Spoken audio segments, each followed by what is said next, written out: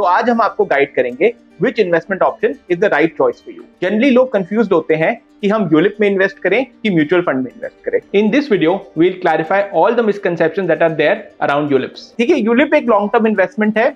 अगर आपका 10 से 20 साल का होराइजन है या एटलीस्ट 5 साल का तो होना ही चाहिए, तभी आपको यूलिप में इन्वेस्ट करना चाहिए क्योंकि उसमें 5 साल का लॉक इन होता है।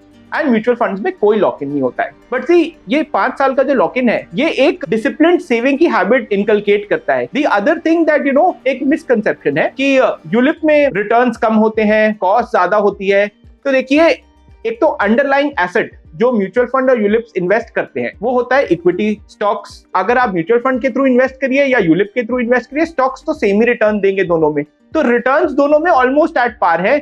ये कहना कि म्यूचुअल फंड ज्यादा रिटर्न देगा या यूलिप कम रिटर्न देगा, ये एक गलत धारणा है। The other thing is cost या एक्सपेंस रेशियो जो कंपनीज चार्ज करती हैं टू मैनेज योर मनी, इसके अंदर भी अगेन ये सोचा जाता है कि यूलिप्स बहुत लो कॉस्ट होते हैं या म्यूचुअल फंड्स बहुत लो कॉस्ट होते हैं। जनरली जो न्यू एज यूलिप्स आए हैं आजकल, उसमें कोई ज्यादा अपफ्रंट चार्जेस नहीं होते हैं। In fact zero premium allocation, zero policy admin charge होता है।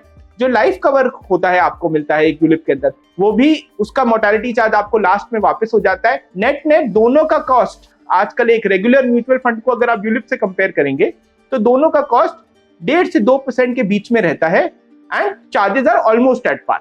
आगे बढ़ते हैं हम। एक बहुत इंपॉर्टेंट पॉइंट है जो यूलिप के फेवर में है, वो है टैक्सेशन। यूलिप के अंदर अगर आप इन्वेस्ट करेंगे और आपकी annual investment less than 2.5 lakh rupees है, तो आपको उस पर लॉन्ग टर्म कैपिटल गेन्स नहीं देना पड़ेगा। सो यही कुछ चीजें हैं जो आपको याद रखनी चाहिए, माइंड में रखनी चाहिए before you make your investment choice.